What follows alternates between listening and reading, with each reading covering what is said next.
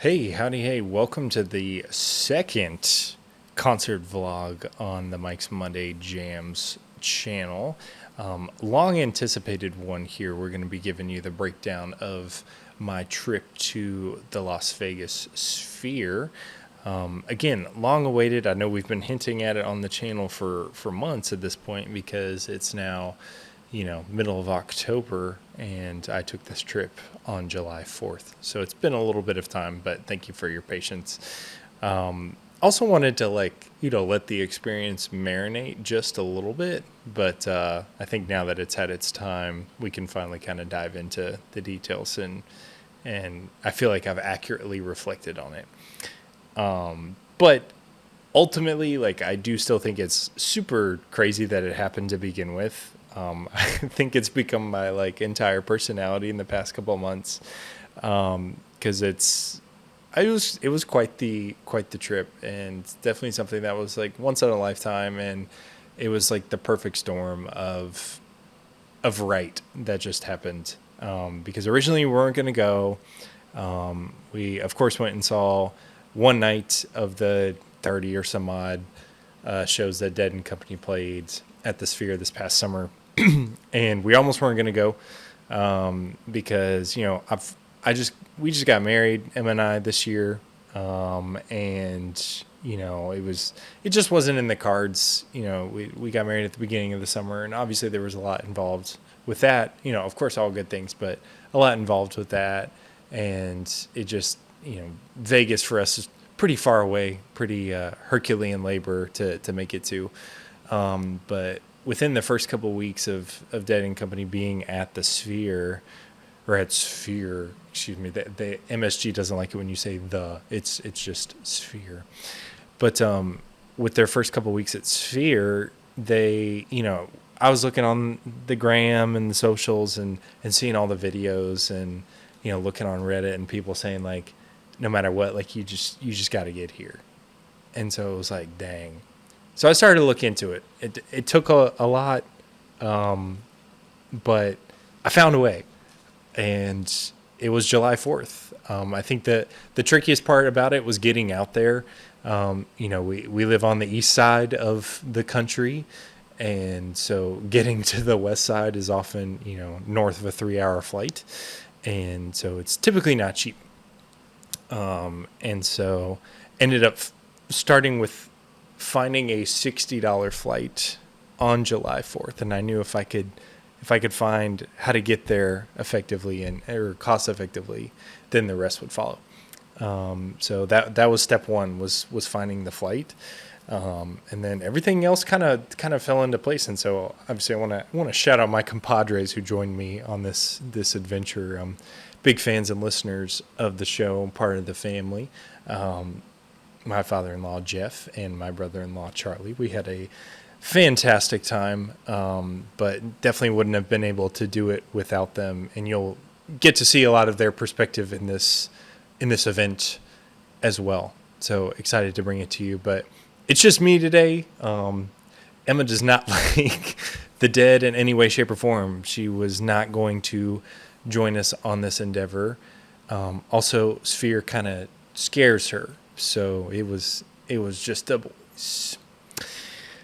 But of course, if you are unfamiliar with our work, we host a weekly podcast in which we talk about a particular song of the week, and we kind of digest it. We talk about what it means to us, and share some fun stories and information along the way.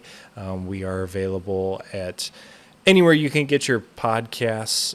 We're also on the socials, on Instagram and TikTok in particular. So check us out there. That would do us great. But it's our second concert vlog here. And we started with a quick trip to the Memphis airport. Part of the $60 flight was that it was on a budget airline, aka Spirit Airlines.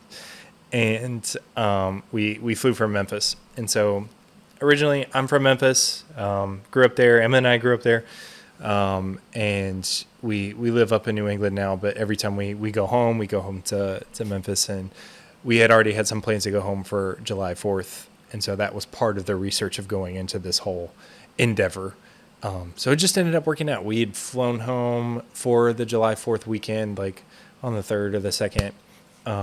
And then for the 4th, I went with Senior Jeff and Senior Charlie out to Vegas for this. But, everybody's typical 4th of July, just going to the airport just to go to Vegas. But I've thought about it. It's like, what is more American than Vegas and a giant ball that, has like the biggest screen ever created. And, took a trip to the airport, not popping on the 4th of July, surprisingly, I know. Had the tie-dye Red Sox Jerry Garcia jersey on that I got from Jerry Day last year at Fenway. And with the Hank Hill shirt, which I was surprised only one stranger noticed and complimented. So shout out to that person. You were cool. He was like, "No way, sick shirt, man." I was like, "Yeah, Hank Hill, man." On the flight, I read the Cornell book that, of course, documented the Dead's arguably their most famous show and arguably their quote unquote best show. And pretty much almost finished the darn book on the plane ride there because it was like a 3.5 hour flight. Like we were a long time in the sky. So pretty much knocked it out, and it was nice to kind of set the scene for something so remarkable of an experience, Getting into Vegas though, I had never been, and I mean, what a heck of a first time to go. None of us had ever been. So, yeah, we were introduced to Vegas right away. But if you've ever flown into Vegas, the approach is really cool. Like, you kind of come into the valley, like, the mountains are around you. And so it's kind of a really cool approach. And obviously you can see, like, Vegas in the distance and the Strip and all that it entails and whatnot. And I really wish I had a window seat for this. I had an aisle seat. Part of buying the cheapest spot available on a budget airline is the fact that you don't really get to pick your seat. So I was just fine with having an aisle and not a middle, but it would have been nice to have the window. But whatever, that's neither here nor there. But you could also like see the sphere from the sky too, because it was like, oh dang, like we fitting to be right over there in just a little bit. And so that part was definitely cool. My experience with being a Deadhead is pretty limited. It's only been of like recent history. And I credit a lot of that to Jeff, but then also like I'm a big John Mayer fan, and so obviously he's had a big role in this Dead and Company thing since he was pretty much part of the inception and whatnot. And so both of those things combined kind of got me into it, and I'm sure she absolutely hated it, and is still rolling her eyes that I drug her to it. But I took Emma to a show back in 2022 in Hartford, just to see it, and I knew like 10 Dead songs at that point, but from there it was pretty much like all gas, no brakes. I was pretty bought in, and since then I've seen them, let's see, one time in Atlanta, and then 2 times Jeff, Charlie, and I actually went to the 2 nights at Wrigley Field in Chicago last year on their quote-unquote final tour before they announced this whole Sphere thing. So this was going set up to be my 5th time seeing the band, which was pretty cool. But getting into Vegas, it was a really hot day, which, usually you're like, Mike, like, duh, it was Vegas, it's hot. But it was like 115, 100, whatever. Like it was triple digits hot, and a hot that I had never really experienced before. And you could like feel the heat when you're like walking on the jet bridge. It was pretty intense.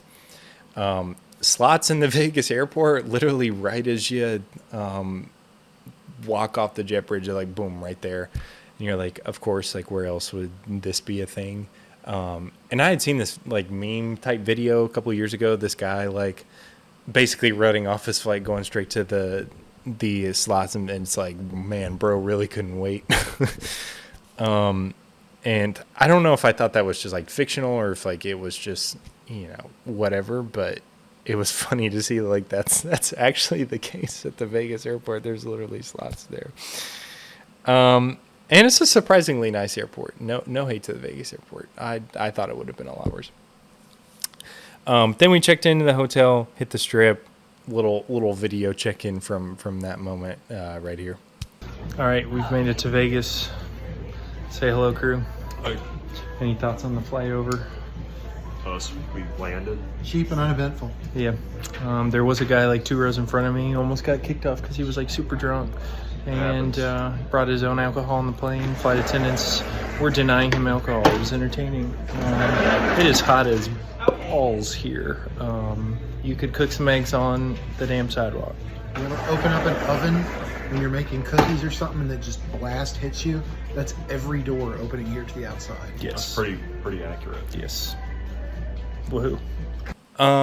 Then Uber down to the Venetian because the Sphere is like Sphere is attached to the Venetian by like a bridge through like the convention center or whatever.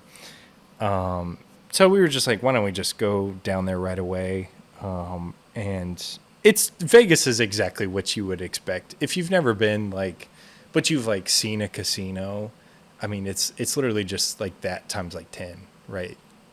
It's exactly what you expected. It was definitely exactly what I expected. And we did do slots because when in Rome, when in Vegas, I put $20 in and got 26 out. So take that, Warren Buffett. Okay, big baller over here. And yet that was it. None of us are gamblers. It wasn't, something that we felt very strongly about, but it was one of those things. It's like, oh, you just got to do it because you were here. Plus, I feel like at most of those tables, I'd walk up and look like an absolute fool and have no idea like what is going on in any way, shape, or form. So, slots are easy. You just push a button, put in some money and push a button. It's pretty idiot proof. But then we transitioned from that whole thing to the Venetian had this like Dead Forever experience. It was like this 2-story thing that was like an ode to the Grateful Dead and Dead and Company's Dead and Company's contributions to the legacy of the Grateful Dead. So it was really cool. They had like old, posters and info and little exhibits left and right. Mickey Hart had some like art exhibit or whatever. They had like some bar there. I mean, it was like a pretty cool like thing for the fans. The new Volkswagen electric bus was there along with like an older one. They had like a merch stand. They had old Dead and Company posters you could buy. Like it was pretty cool. And something that was like definitely an awesome homage to this whole thing. And I believe the Eagles are doing something similar right now in their current residency in that same space. So that was cool. And even like some of the instruments that Bob Weir and John Mayer were on display, or John Mayer used, were on display. So that was pretty cool to see and nice to like set up the stage and the vibe of like what we were about to experience.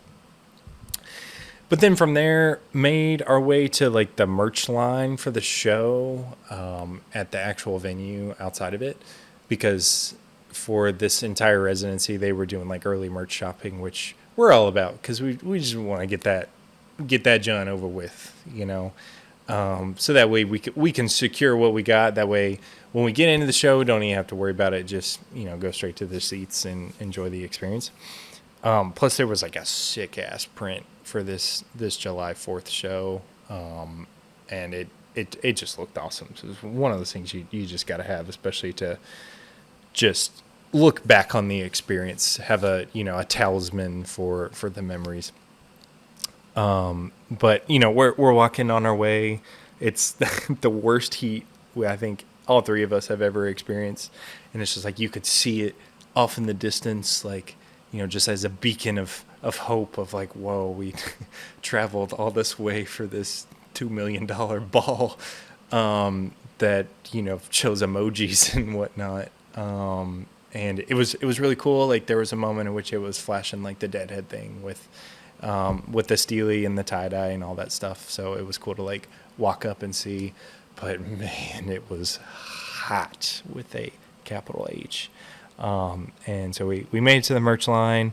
I thought for sure one of us was going to end up passing out, hitting the floor just because it was so hot. Even if it wasn't one of the members of our posse, like somebody else in that merch line was definitely gonna eat it. But alas, that didn't happen, fortunately. And of course, they're taking advantage of the environment. There was somebody selling a bunch of ice cold water near it, and I did not mind at all paying a visit over there to get us some cold ones, and I'm talking about that H2O, baby. So that kind of saved us. But we had some success with the merch, which is always a sigh of relief, especially when bands like this do limited edition stuff. And we had these, like, credit to Jeff, we had these like tubes that wrapped around our bodies with these little straps, so we wouldn't have to worry about like carrying the prints or anything, which was nice. Especially because it was so hot. So shout out to Jeff for that. That was a Heisman quarterback type move there. And since we had our success with the merch, we decided to go back to the Venetian because, I don't know, the show didn't start till like 7 or 8, and at that point it was 4:30 in the afternoon, basically. So look for a spot for dinner. Found that like fake Venice area of the Venetian, where there's like a bunch of shops and restaurants, and you can get like a gondola ride where the employees sing and whatnot, which I've heard is a ripoff, but I don't know, they sounded pretty good. So, and if you don't want to fly across an ocean to get to Venice, the next big thing. And it was funny because I remember texting M, and mind you, this was like, a week before M and I were going on our honeymoon to Italy. I was like, babe, cancel the flight. This is better, 100%. Without going to Italy, this is better than the real thing. Being at the Venetian in Vegas, this is it. Okay, we don't need to get on a flight to go all the way across the ocean. We got it right here in the US of A. Okay. Of course, was kidding, but it was funny to kind of play on with that. But anyway, we had a nice dinner, and then it was time. We were getting close to show. Which was fun. The anticipation was building. Like, even our waiter at the restaurant was like talking to us about it. He was like, oh yeah, like I've heard nothing but good things, and all these people have been coming the past couple weeks being so excited, blah blah blah. So like we were getting hyped just sitting there, which was cool. The anticipation was building. We took the bridge over from the Venetian, which was nice because it was inside. We didn't have to go back out into that heat. If you're asking why we didn't take the bridge earlier in the day, it wasn't open until like a certain amount of time before the show or whatever. But it's funny because this bridge has like 3 distinct areas. Like the first part is like the Venetian. It looks all like grand and ornate with like chandeliers and nice carpeted floor and all this stuff. And then it like transition into like the convention center, which looks like every other convention center. And then it's just like, boom, sphere. And it's like you just like transition from some like networking event to like Space Mountain, like that. But really cool way to, I guess, set the scene if you utilize the bridge, but really efficient too, especially like after the show. It helped like funnel the traffic like straight back to the strip and the casinos and everything, so that way you wouldn't have to like walk outside on the road or anything. So like the logistics made sense. All right, it's almost time. We have our prints. It is hotter than Hades outside. I cannot emphasize that enough. Lord, need to turn on the AC, man, let me tell you. We're walking across the bridge, which looks extremely elegant. How we doing? We're good. We're pumped. We had some good Italian food. Very fresh. We're amongst our people. We're doing great. We're ready. Coming up to the entrance, like, security was seamless. This is something I do want to comment about Sphere. Like, all the employees were phenomenal, like top notch, like help make the experience like so seamless and so efficient. Like, even down to the bathroom lines, like the concession lines for refreshments, like they had that stuff on lock. Like, you could tell that the MSG like put a lot of effort into this thing because they obviously wanted it to be like a marquee experience for artists and fans alike. So just wanted to put that out there. So once we got in, we ended up putting all our stuff in a locker, which was clutch. Another clutch move. Shout out to Jeff. So we just didn't like have to worry about it, and we could just kind of chill and enjoy the show and not have to think about like, oh man, the tube's underneath my feet. Like, not that we'd be concerned anybody was stealing stuff, but that too, like that just kind of takes that out of the picture as well. So got in, got a locker. We did some exploring around. It's a nice little lobby area, like a lot of futuristic looking stuff. We didn't really play around with that like freaky AI robot or whatever. But it is unlike any other venue outside that you've probably experienced, just because it is so weird and future looking. But we decided after a little bit to go to the seats. We were early, but it was one of those things where like we just flew 3.5 hours out here. This was the main thing. None of us are gamblers. Like, let's get to it kind of thing. And we made it up to the seats pretty early. And as we're like walking through the gate in the tunnel, you know, like the anticipation's building type thing. And then you finally like pop out of the tunnel. It's just like, whoa, like I still remember like first just like looking out, like it's hard to put into words how the scope of how big this thing is. And like the screen literally encompasses like your entire field of view. And we were up in section 408, which we'll talk about like the sections here in a second, but you know, it is kind of steep up there, but like, whoa, just like literally like your entire field of view is just like screen. And right away we were amazed. And, you know, at the beginning in this pre-show stuff, they were just showing basically like, it looked like a bunch of scaffolding of like a building with like random construction lights here and there. And I'm like, dang, like this is massive. And we were close to the aisle. There was a single seat next to us. The stranger that was next to us, he was pretty nice. So shout out to him. I don't think we ever got his name, but he was pretty cool nonetheless. Anticipation's building because we're just sitting there waiting, and it's finally showtime. They keep with the whole scaffolding thing for the first song, and then after that, like it opens up. And it opens up in the shape of like the lightning bolt, which is really cool, like another homage to the imagery of the band and its legacy. But it opens up to San Francisco, like where it all began, and then you just like take off into space with this. And this whole opening sequence was like designed by ILM, Industrial Light and Magic, and it's remarkable, like because you literally start, and this isn't a spoiler because the residency is freaking over, but you literally start in San Francisco, and then it like just took you into space, and then it took you on this whole trip that was the show, and then at the end it brought you right back down to where you began, which was awesome. I know John Mayer had a lot to do with like the creative direction of that, but whoever had that concept of like, let's start and end from the same place and tell the story along the way, phenomenal idea.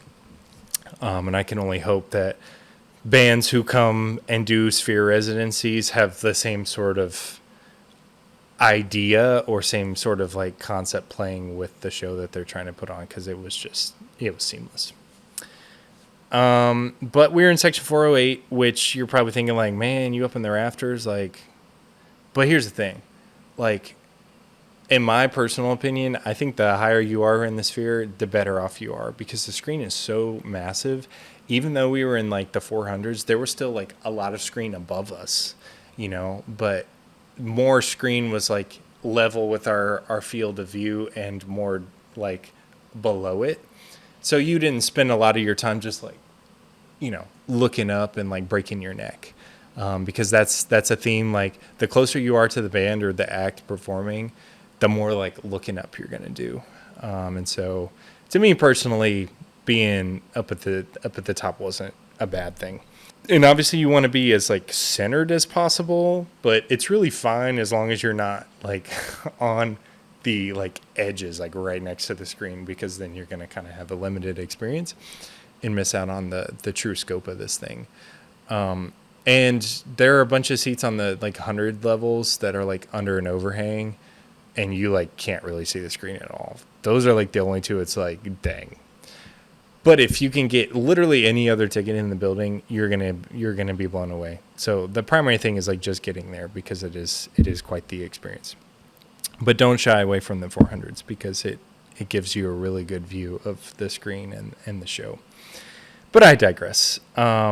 It just, the whole thing, like, it's just like we were in so much awe of the innovation, even like before the show started. Like amongst the three of us, there was just kind of like this quiet air of like, whoa, like aliens from Toy Story kind of thing, like, ooh, because we built this $2 billion ball that is a marquee experience for artists to kind of shape a show out of, which is really awesome. But we ascend into space, and the only time I felt like I had to like grab the seat was like this ascension and descension from space, because it really felt like, whoa, like the ball is moving kind of thing. Not that like we were actually being propelled to space, but like there were moments where I was like, ooh, dang. But they were few and far between. There was no like concerns with motion sickness. But it's like the greatest picture show you'll ever see. I mean, they had like little paint by number landscapes to imagery with the tie-dye swirls and the dancing bears and the turtles and all this stuff, all the like deadheads, with the steelies, and oh my God, and there were even moments where it felt like you're riding Soarin' at Disney. Like it was like one of the like greatest picture shows you can ever go see, and it's likely to be that for any artist that comes to this building. I've seen some clips of the Eagle stuff, and it's similar level of like, whoa, kind of thing. They, again, with the band imagery, but they did this thing with like a bunch of old ticket stubs and posters from old shows during the Althea'ed that they played. And then immediately in the middle of it, it was just like a snap, and like then it went like dark mode, and like the whole place went nuts. Like it was really cool. But there were some like folks behind me during that. They're like, "Oh, dude, like you gotta find your birthday amongst this," because like with a bunch of like old ticket stubs and posters, and obviously the Dead played for 4 or 5 decades worth of shows of stuff that was basically put on the screen here. And it's like, yeah, they were bound to play a show on your birthday at some point. But he was like, "Yeah, I found my birthday last week." It's like, okay, dude, like cool, but I did not find my birthday on the screen. But alas, I will learn to forgive and learn to deal with that. Some highlights from the set. There was a Liberty that opened the show that I thought would happen. I didn't know if they were going to open in with it, but it was the 4th of July, so playing the song like Liberty like is a pretty much a must. And my first time seeing the band in Hartford, they played a Liberty in the set, which Liberty is not a song that gets rolled out often, just because it came out later in the Dead's career in the 90s. So it's always nice to see that one, in my opinion, one of my faves. But then the standalone Franklins at the beginning, as we like ascended into space, like the vibes were there. The building was going nuts. People were screaming up and down. It was awesome. They did a big river in which the screen showed like old cowboy western, spaghetti western imagery, where it was like, Bobby Weir starring as Ace, and introduced other names of the band members with titles, and like it was super cool. There was like a bone-chilling wharf rat that had no screen imagery really. It just kind of showed the band, which one felt like a nice break from like the, oh my God, there's so much going on, but two, it really played into the nature of the song. Of course, the U.S. Blues on the 4th of July, there was like a bunch of fireworks and stuff on the screen that they edited from previous material that I had seen on the screen, which this was another thing to commend about Dead and Company. Throughout their residency, they were constantly like evolving the show and pulling out new stops and new tricks. It wasn't like if you had looked at their first opening night on YouTube that you were going to get the experience at the end of July or like early in August when they finished. Like it was a different show which, you know, is true to the whole Dead spirit of getting something different every night. But like, truthfully, it wasn't just like different songs with the same Sphere videos. Like there were different Sphere videos. There were evolutions of imagery. Like kudos to them for constantly evolving the show throughout the residency. Another highlight of the show, they played a Knocking on Heaven's Door, and that was when like it came back down to San Fran through the sky, which was cool. And finished with a Casey Jones, but like it finished like got back down to San Fran, and then there was like this recording of an old news broadcast about the Grateful Dead, and then it just like went dark, and then there was like a little thing in tie-dye that just said like Dead Forever on it, and then they launched into the Casey Jones with like a lot of old black and white photos from the entire band's history, and it was just like a great way to celebrate the legacy and a great way to close the show. And man, they took the bow. I was like so sad when it ended. Like I still have the like post-concert blues from it, and it's been a while since a show's like really like knocked me off my feet like that, which rightfully so. This is quite the format for a concert and for a display of music, but really it was just so remarkable. I'm finding it difficult to express the words to describe all of it, but man, it was just a heck of a time. If you can get out there, like absolutely do it. And just some things about the Sphere, like the sound quality is like top notch, and the way the venue is set up, like once you enter the tunnel, like you can't hear anything. Like it's almost like you just like disappear from where you just were, like looking at the screen and hearing the music. Like it's kind of weird in that way, but like super cool. But there's a whole video I'd watched on somebody's channel about like all the tech behind the Sphere, and we'll like pop it in the description or up here somewhere, because it's definitely worth a watch into like the specificities of the details of the tech. But it is a wild structure, and I've heard they're trying to build 2 more across the globe, which good, like more people can have this experience. It is crazy, and we were just like so sad when it ended. But afterwards, like, you know, we'd gone back through the tunnel and back out to the Strip, and all of us, like, we just kept looking at each other like, I just cannot believe we just experienced that. Like, that was so worth doing the research and waiting it out to find like the cheapest way to get there, and just to do it, be able to say we do it. You know, we only went to one show, but it was so worth it. Like even just the one. And a lot of people were saying, oh, they'll stay the whole weekend or they'll come back for more weekends. I was like, yeah, that would have been great. But like the one was perfect. You know, I wouldn't have changed anything about the experience, because it was killer, man. So we went back down to the Strip, did some more walking around, and we were getting a little exhausted. We had a 4-hour time or 3-hour time difference from Central Time, being out on the Pacific Coast, and we only ended up getting like 2 hours of sleep, because part of why the flight was so cheap was because it did leave at like 5:30 in the morning, 6 in the morning. So we took a nap in the hotel, but thankfully it was like a hotel that was pretty much right near the airport, so it was pretty efficient.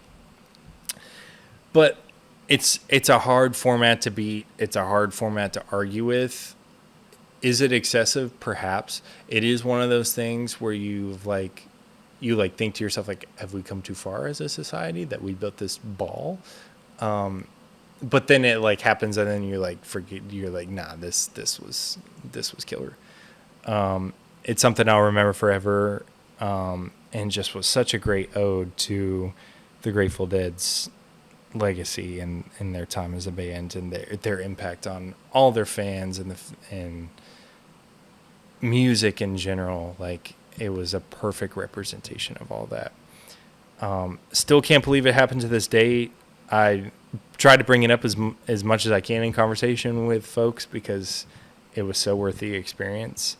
And now I'll turn it over to my compadres who also experienced this wonderful thing, and so that way they can add their thoughts. Just want to give my impressions of Dead and Company at the Sphere. Several months after that, I remember months ago when Mike had reached out and he said, "Hey, let's, we have a little bit of fear of missing out on this. Let's see if we can check out a show on around July 4th." So we did, and to this day, that has got to be one of the top shows I've ever seen in my life. I think the combination of Dead and Company and the work they put into the graphics. I mean, if I could go back in time and see every night of that run, I would have. The music was phenomenal. The visuals phenomenal. Everything about it. The only thing that wasn't phenomenal was it was 117 degrees that day walking around downtown Vegas. But I think that if you have the right artist in the Sphere and they put the effort into the visuals and the music together, there's nothing like it. I mean, it's like the difference between a regular concert and a well done Sphere show is just like night and day. Like the difference between watching a little black and white TV and watching a like IMAX movie or something. It was unbelievable. But I would do it all over again. I'd see many more of those. And I hear the Eagles shows are kind of underwhelming because I don't think they put a lot of money into the visuals. And also I don't think they have the kind of music that matches up as well with that kind of abstract visual stuff that Dead and Company does. But still to this day, that's one of the greatest concert experiences I've ever had, and I hope they do another run that I can see again. Hey, this is Charlie Coons, the other member of the Coons crew.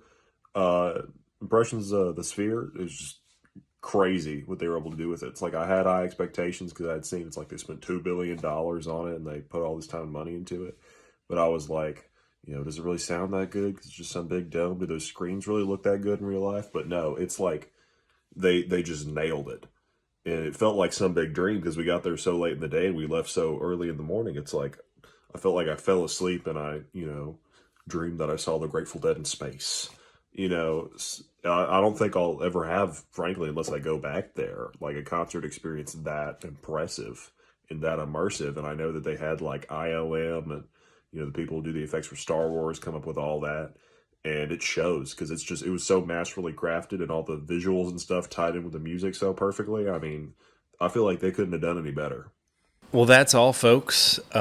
We hope you enjoyed our little...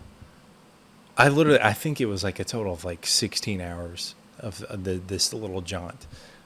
Hope you enjoyed that little brief jaunt that we took out to the Silver State in glorious Las Vegas, Nevada. If you can ever make it to the Sphere, do it. It was remarkable.